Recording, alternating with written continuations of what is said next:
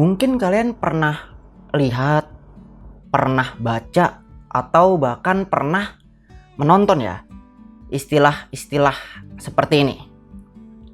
Ya, window dressing. Nah, window dressing, apa sih window dressing itu? Ya kita bahas secara katanya aja ya. Window itu kan bisa diartikan jendela.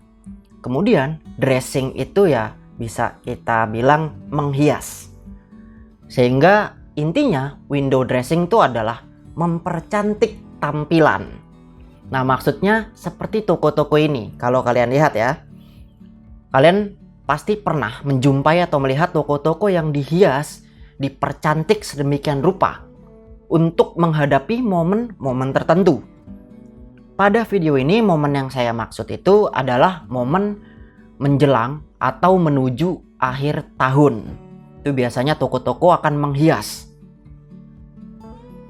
Nah mungkin ada yang bingung ya, tujuannya apa sih toko-toko itu menghias dan mempercantik?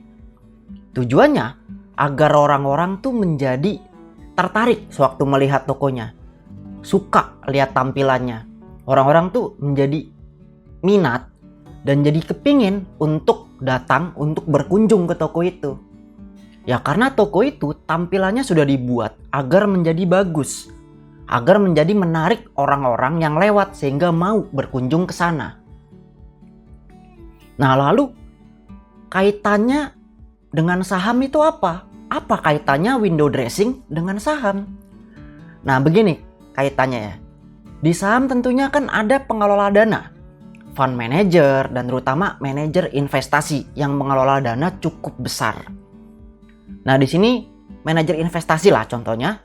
Manajer investasi ini menjelang akhir tahun akan mempercantik portfolionya, akan membagus-baguskan dengan cara yaitu saham-saham di portfolio mereka yang dianggap jelek, yang kinerjanya jelek itu akan dilepas, akan dijual-jualin. Sedangkan saham-saham yang kinerjanya bagus, yang sedang naik, itu akan dipertahankan dan kalau belum punya itu akan dibeli oleh manajer investasi ini. Nah tujuannya apa dilakukan hal seperti itu? Tujuannya agar laporan dari MI tersebut itu nampak bagus. Itu agar terlihat baik. Jadi di fund fact sheet-nya, di laporannya itu terlihat mereka megang portofolio, megang saham-saham yang kinerjanya lagi bagus, yang kinerjanya sedang naik. Jadi terlihat mereka tuh mengelola saham-saham yang winner, yang keren. Itu dari sisi pengelola dana. Tidak hanya mereka saja. Dari sisi perusahaan juga melakukan window dressing tersebut.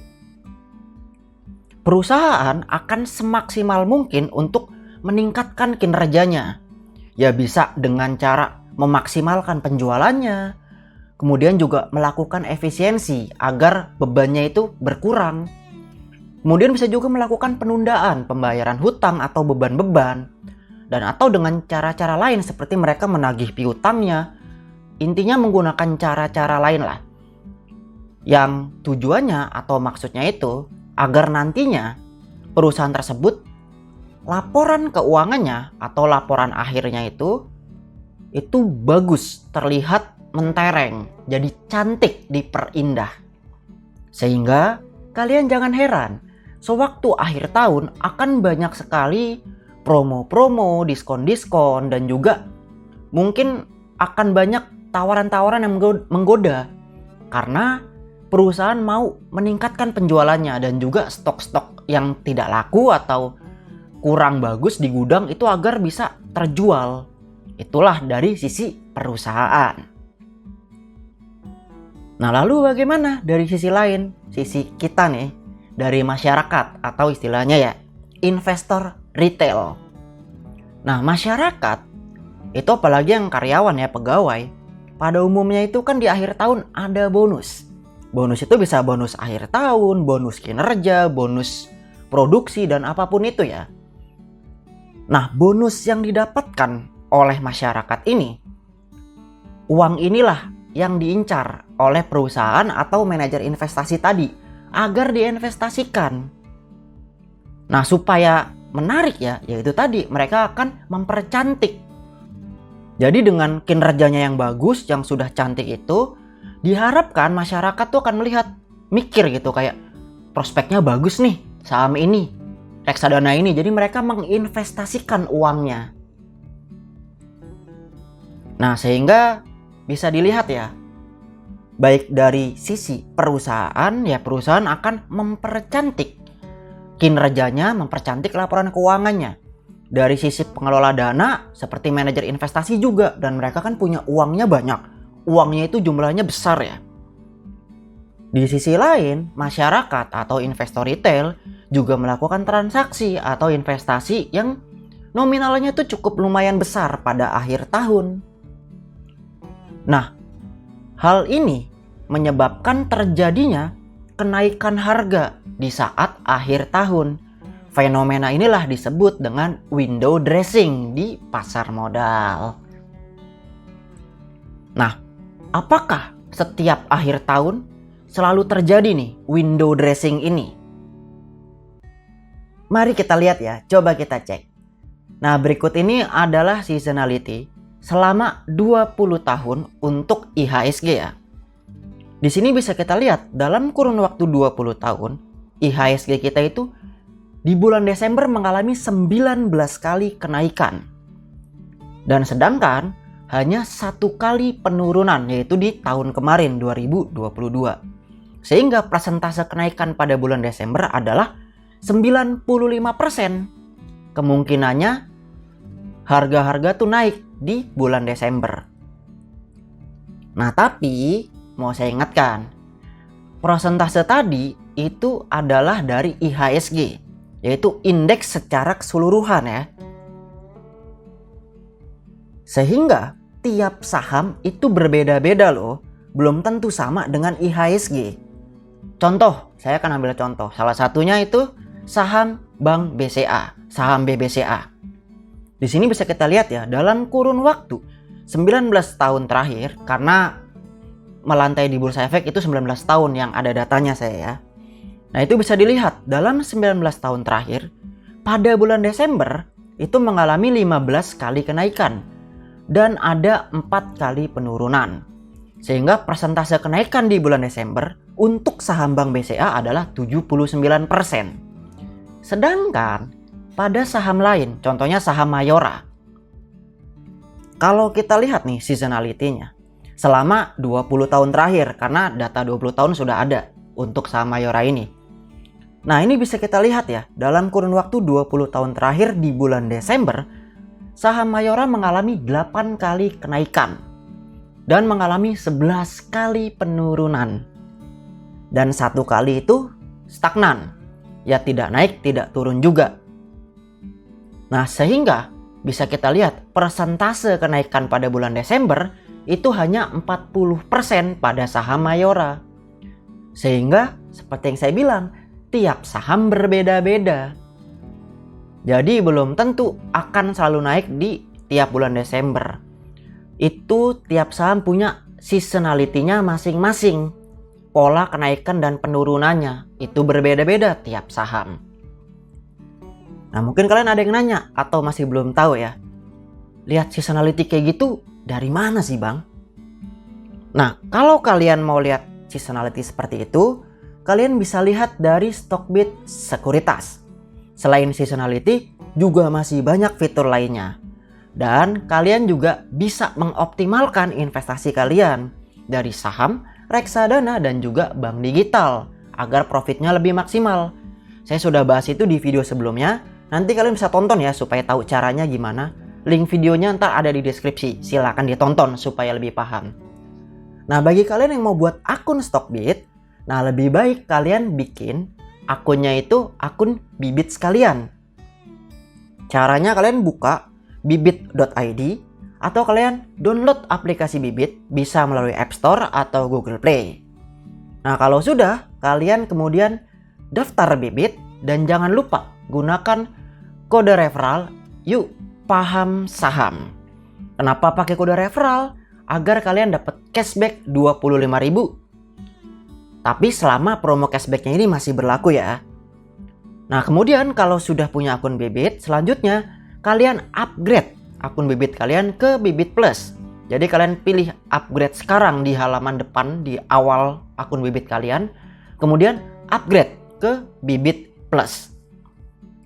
Nah nanti sewaktu kalian bikin akun Bank Jago kalian, jangan lupa masukin lagi kode referral AJI4C10A supaya kalian dapat lagi nih 25.000 cashback langsung ke saldo rekening kalian.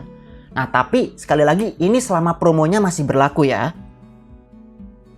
Nah nanti kalau udah jadi Bibit Plus, kalian bisa bikin akun Stockbit dan juga hubungkan akun Bank Jago kalian menjadi RDN. Nah jadi cukup satu akun aja, akun Bibit, tapi kalian udah bisa nih investasi di banyak instrumen, di saham, kemudian kalian bisa investasi di reksadana dan juga mengoptimalkan bank digital.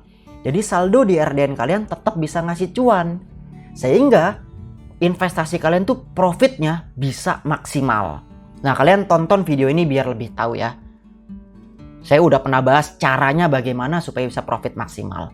Nah oke, kita kembali lagi ke pembahasan. Nah sehingga window dressing itu, ini perlu dipahami ya. Window dressing itu adalah pola yang biasanya terjadi pada bulan Desember di setiap tahunnya. Tetapi tidak ada jaminan loh bahwa akan selalu terulang setiap tahunnya pada bulan Desember. Contohnya aja tahun lalu, yaitu di Desember 2022 tidak terjadi window dressing. Pada tahun lalu tidak terjadi. Karena seperti pembahasan yang sudah saya bahas tadi ya, yang sudah kita bahas bersama, bahwa window dressing itu ada dari faktor perusahaan, lalu pengelola dana, dan juga dari masyarakat. Nah sehingga jika suatu keadaan ya, kondisi ekonominya sedang tidak baik, ya bisa karena daya beli masyarakat menurun, ya terjadi inflasi yang cukup tinggi atau bahkan resesi, perusahaan-perusahaan itu banyak yang bangkrut, banyak yang merugi, atau suku bunga sedang tinggi jadi orang lebih milih deposito, jadi orang tidak minat pada saham. Ya jika kondisi-kondisi buruk terjadi ya sangat mungkin tidak terjadi window dressing di tahun tersebut. Nah sehingga kalian sebagai seorang investor itu sudah selayaknya kalian mengetahui sentimen apa yang sedang terjadi. Lalu sentimen-sentimen yang ada secara skala makroekonomi. Nah kalian bisa tonton videonya terkait sentimen dapat mempengaruhi harga saham. Nanti linknya ada di deskripsi, silahkan ditonton supaya kalian tahu tentang sentimen. Nah lalu yang kedua, fokuslah pada saham kalian masing-masing, terutama yang sedang kalian pegang atau sedang kalian hold sahamnya. Karena seperti saya bilang tadi, setiap saham itu tentunya akan berbeda-beda, nggak bisa dipukul rata. Belum tentu di saat IHSG sedang naik, sedang ada window dressing, itu saham kalian naik. Ya memang ada saham yang naik sewaktu berbarengan dengan window dressing. Tapi ada juga sedang window dressing, IHSG naik, tapi ada loh saham yang turun.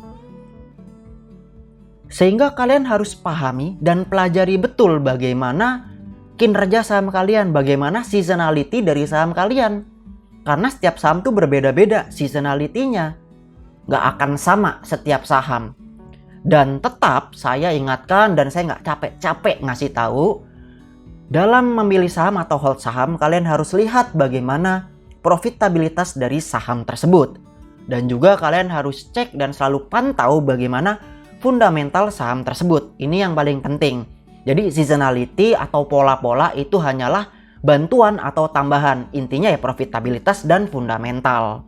Jadi itu ya mungkin terkait dengan window dressing. Nah selanjutnya saya mau sedikit bahas tentang January Effect.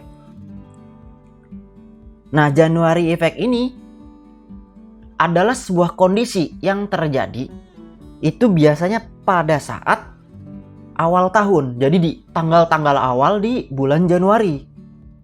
Nah ini bisa terjadi dikarenakan manajer investasi yang tadi itu membuang saham-saham yang loser atau yang buruk di akhir tahun, mereka melakukan rebalancing portfolionya. Jadi di awal tahun, saham-saham yang mereka lepas, tapi mereka lihat prospeknya masih bagus, mereka akan beli kembali di bulan Januari ini, di awal tahun. Atau mereka akan menyesuaikanlah portfolio mereka di awal tahun ini. Nah, selain itu, dari sisi masyarakat, jangan salah. Investor banyak juga loh yang melakukan rebalancing portfolionya. Jadi ada saja investor yang di akhir tahun mereka akan menjual saham-sahamnya. Jadi mereka taking profit dulu, hitung wah tahun ini naiknya sekian persen.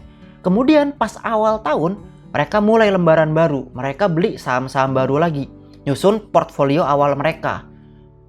Tipe-tipe seperti ini di pasar modal itu ada loh, dan banyak yang seperti ini. Jadi mereka memenggal tiap tahun profit mereka lalu diulang lagi di awal tahun. Ada dan cukup banyak. Kemudian ada juga investor tuh yang ketinggalan. Ya mungkin karena mereka sibuk atau karena mereka sedang liburan di akhir tahun, jadi ketinggalan momen window dressing. Atau mereka yang bonusnya itu turunnya itu telat, cairnya itu telat. Awal tahun baru cair bonus-bonusnya. Nah, orang-orang ini kan melakukan transaksi berarti kan di awal Januari, bukan di akhir Januari ya. Sehingga pada awal Januari terjadi cukup banyak transaksi, baik itu rebalancing portfolio atau pembelian baru. Nah, karena terjadi banyak transaksi baik dari manajer investasi maupun investor retail, maka terjadi volatilitas yang cukup lumayan pada awal Januari. Makanya terjadilah January Effect ini. Nah, January Effect sebenarnya itu adalah lanjutan atau terusan dari window dressing yang terjadi sebelumnya. Oleh karena itu namanya juga effect ya. Maka itu adalah efek yang terjadi dari kondisi sebelumnya, yaitu window dressing. Jadi kurang lebih seperti itu terkait dengan January Effect. Oke? Nah, semoga pembahasan video ini bisa menjawab pertanyaan Kak Cahya Firdaus ya terkait window dressing dan juga January Effect. Dan juga menambah wawasan teman-teman yang mungkin belum tahu tentang window dressing ini. Oke, nah bagi teman-teman yang belum tahu apa aja sih sentimen pada saham, kalian bisa nonton videonya di sini. Dan bagi yang belum tahu apa itu reksadana, jenis-jenisnya dan bagaimana kerja reksadana, kalian bisa tonton videonya di sini. Dan juga video-video lain yang ada di channel ini. Agar kita paham saham.